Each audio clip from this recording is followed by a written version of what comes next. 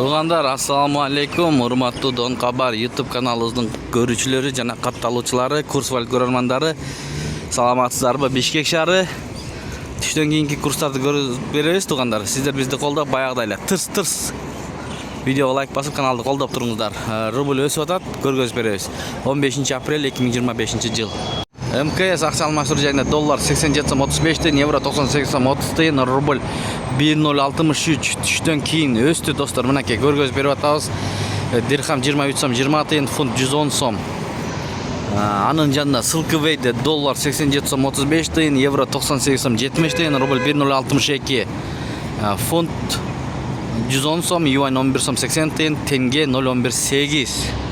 Лидер акча алмаштыруу жайында доллар 87.35 тыйын, евро 98.50 тыйын, рубль 1.063.